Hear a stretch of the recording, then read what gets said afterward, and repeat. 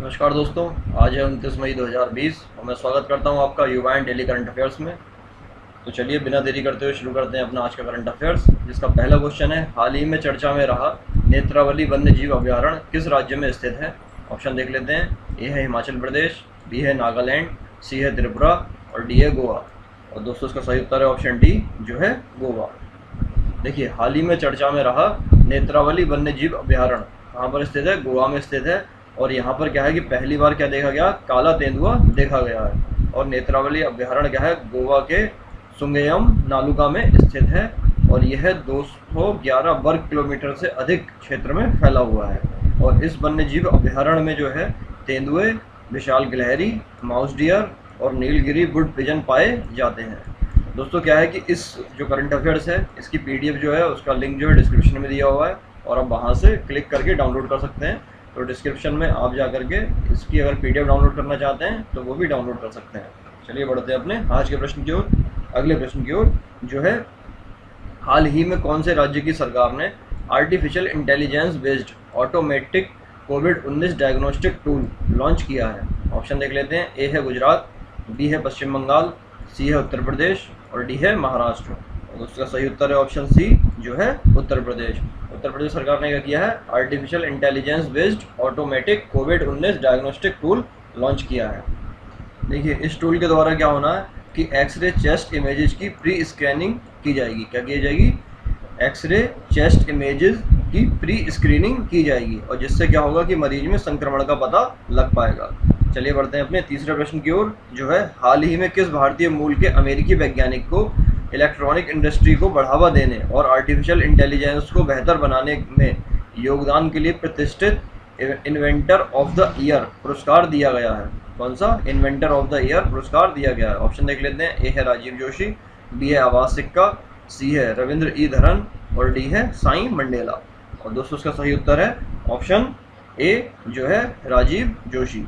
चलिए बढ़ते हैं अपने चौथे प्रश्न की ओर, जो है, हाल ही में भारत सरकार ने 60 साल और इससे ज़्यादा की उम्र के लोगों के लिए प्रधानमंत्री वय वंदन योजना, कौन सी प्रधानमंत्री वय वंदन योजना संशोधित लॉन्च की है। और इस योजना को किसके माध्यम से संचालित किया जाता है। ऑप्शन देख लेते हैं। ए है LIC, बी है नाबार्ड, सी है सिडबी और डी है एग्जिम बैंक। और दोस्तों इसका सही उत्तर है ऑप्शन ए, जो है LIC या फिर लाइफ कॉर्पोरेशन ऑफ इंडिया। देखिए, भारत सरकार ने 60 साल और इससे ज़्यादा उम्र के लोगों के लिए क्या है, प्रधानमंत्री वय वंदन योजना लॉन्च की है और इस योजना को LIC की सहायता से संचालित किया जाता है। और यह सरकार द्वारा सब्सिडी प्राप्त नॉन लिंक्ड और नॉन पार्टिसिपेटिंग पेंशन स्कीम है। और यह स्कीम क्या है, 31 मार्च 2023 तक के लिए उपलब्ध है और इसका टर्म जो है वो कितना है, 10 साल या फिर 10 ईयर इसका पॉलिसी टर्म है।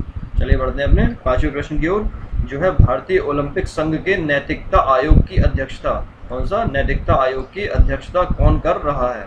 ऑप्शन देख लेते हैं। ए है न्यायमूर्ति BK गुप्ता, बी है न्यायमूर्ति लोढ़ा, सी है न्यायमूर्ति रानी बनर्जी और डी है न्यायमूर्ति विजयन। और दोस्तों उसका सही उत्तर है ऑप्शन ए, जो है न्यायमूर्ति BK गुप्ता। देखिए, हाल ही में भारतीय ओलंपिक संघ के अध्यक्ष नरेंद्र बत्रा ने संघ के नैतिकता आयोग को भंग कर दिया है और जिसकी अध्यक्षता कौन कर रहे थे, न्यायमूर्ति BK गुप्ता कर रहे हैं। चलिए बढ़ते अपने छठे प्रश्न की ओर, जो है, हाल ही में किए गए शोध के द्वारा कोविड-19 मरीजों के इलाज में दी जा रही हाइड्रोक्सिन क्लोरोक्विन और एजिथ्रोमाइसिन का साथ में सेवन क्या है, घातक हो सकता है। आपको बताना है कि इनके मिश्रण से शरीर में का कौन सा अंग जो है वो प्रभावित हो सकता है या फिर इनका जो मिश्रण है वो शरीर के कौन से अंग को प्रभावित कर सकता है। ऑप्शन देख लेते हैं। ए है हृदय तंत्र, बी है श्वसन तंत्र, सी है किडनी और डी है तंत्रिका तंत्र। और दोस्तों इसका सही उत्तर है ऑप्शन ए, जो है हृदय तंत्र। चलिए बढ़ते हैं अपने सातवें प्रश्न की ओर, जो है, हाल ही में देश में बने हल्के लड़ाकू विमान LCA तेजस MK-1 को वायुसेना में शामिल किया गया है। इस हल्के विमान क्या है, तेजस MK-1 का निर्माण किसने किया है। ऑप्शन देख लेते हैं। ए है DRDO या फिर Defence Research and Development Organisation, B है HAL, जो है हिंदुस्तान एरोनॉटिक्स लिमिटेड और सी है L&T लार्सन एंड टोब्रो और डी है ISRO Indian Space Research Organisation. और दोस्तों इसका सही उत्तर है ऑप्शन बी, जो है HAL हिंदुस्तान एरोनॉटिक्स लिमिटेड। देखिए, देश में बने हल्के लड़ाकू विमान भारतीय वायुसेना में शामिल कर लिया गया है। और भारतीय वायुसेना ने क्या किया है, LCA तेजस FOC फाइनल ऑपरेशन क्लियरेंस मानक विमान को शामिल किया है। और तेजस MK1 को क्या है, बेंगलुरु स्थित हिंदुस्तान एरोनॉटिक्स लिमिटेड के द्वारा निर्मित किया गया है। और HAL क्या है कि अगले 36 महीनों में 16 तेजस FOC की आपूर्ति वायुसेना को करेगा। और यह विमान क्या है, वायुसेना की 45वीं स्क्वाड्रन का हिस्सा है। चलिए बढ़ते हैं अपने अगले प्रश्न की ओर, जो है हाल ही में चर्चा में रही रणवीर नहर किस राज्य या केंद्र शासित प्रदेश में स्थित है। ऑप्शन देख लेते हैं। ए है जम्मू कश्मीर, बी है लद्दाख, सी है उत्तराखंड, डी है हिमाचल प्रदेश। और दोस्तों इसका सही उत्तर है ऑप्शन ए, जो है जम्मू और कश्मीर या फिर जम्मू कश्मीर। देखिए, पाकिस्तान की आपत्ति को खारिज करते हुए सीमा सुरक्षा बल BSF ने क्या किया है, जम्मू जिले में अंतर्राष्ट्रीय सीमा से लगी रणवीर नहर से क्या किया है, गाद जो गंदगी होती है उसको निकालने का कार्य पूरा कर लिया है। और रणवीर नहर को क्या है, जम्मू कश्मीर की क्या कहा जाता है, जीवन रेखा कहा जाता है। तो एक प्रश्न ये भी आपका तैयार हो जाएगा यहाँ से कि रणवीर नहर को जम्मू कश्मीर की क्या कहा जाता है, आपको याद रखना है, जीवन रेखा। या जम्मू कश्मीर की जीवन रेखा किसे कहा जाता है, वो किसे कहा जाता है, रणवीर नहर को कहा जाता है। इस नहर का निर्माण कब हुआ था, 1905 ईस्वी को किया गया था। और RS-पुरा सेक्टर में प्रसिद्ध बासमती चावल की खेती में इस नहर की क्या है, महत्वपूर्ण भूमिका रहती है। चलिए बढ़ते हैं अपने 90वें प्रश्न की ओर, जो है हाल ही में केंद्र सरकार ने कंपनियों के सामाजिक जवाबदेही या फिर कॉर्पोरेट सोशल रिस्पॉन्सिबिलिटी जिसे CSR का भी कहा जाता है, CSR के नियम में बदलाव करते हुए PM केयर्स फंड में किए जाने वाले कंपनियों के योगदान को CSR खर्च माना जाएगा। कंपनी कानून 2013 के तहत कुछ खास श्रेणी में आने वाली कंपनियों को किसी एक वर्ष में पिछले 3 साल के औसत शुद्ध मुनाफे का कितना प्रतिशत कॉर्पोरेट सामाजिक उत्तरदायित्व गतिविधियों में खर्च करना होता है। ऑप्शन देख लेते हैं।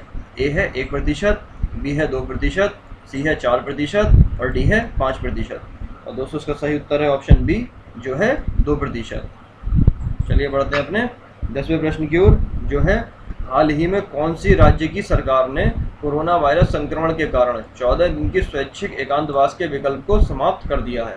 ऑप्शन देख लेते हैं। ए है गोवा, बी है उत्तराखंड, सी है हिमाचल प्रदेश और डी है तमिलनाडु। और दोस्तों इसका सही उत्तर है ऑप्शन ए, जो है गोवा। गोवा सरकार ने क्या किया है कि 14 दिन का जो स्वैच्छिक एकांतवास का जो विकल्प है उसको समाप्त कर दिया गया है। देखिए, हाल ही में गोवा राज्य की सरकार ने अपनी मानक संचालन प्रक्रिया में क्या है, बदलाव करते हुए रेल, सड़क और हवाई मार्ग से जो भी राज्य में आ रहे लोगों के लिए क्या है कि 14 दिन तक स्वयं एकांतवास में रहने के विकल्प को खत्म कर दिया है। चलिए बढ़ते हैं अपने 11वें प्रश्न की ओर, जो है पूर्णबंदी या लॉकडाउन के दौरान घरेलू हिंसा के बढ़ते मामलों से के बीच राज्य या केंद्र शासित प्रदेश की सरकार ने इससे निपटने के लिए एक विधिक सेवा प्राधिकरण का गठन किया है तथा इसका नाम सहेली रखा है। आपको बताना है कि किस राज्य ने क्या किया है कि इससे निपटने के लिए एक विधिक सेवा प्राधिकरण का गठन किया है और इसका नाम सहेली रखा है। और दोस्तों इसका ऑप्शन है देख लेते हैं। ए है दिल्ली, बी है उत्तर प्रदेश, सी है जम्मू कश्मीर और डी है राजस्थान। और इसका सही उत्तर है ऑप्शन ए, जो है दिल्ली।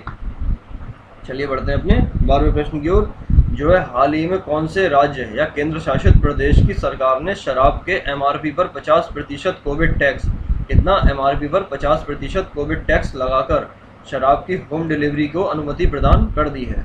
ऑप्शन देख लेते हैं। ए है जम्मू कश्मीर, बी है उत्तर प्रदेश, सी है महाराष्ट्र और डी है उड़ीसा। और दोस्तों इसका सही उत्तर है ऑप्शन डी, जो है उड़ीसा। चलिए बढ़ते हैं अपने आज के प्रश्न की ओर, जिसका उत्तर आपको हमें देना है कमेंट के माध्यम से।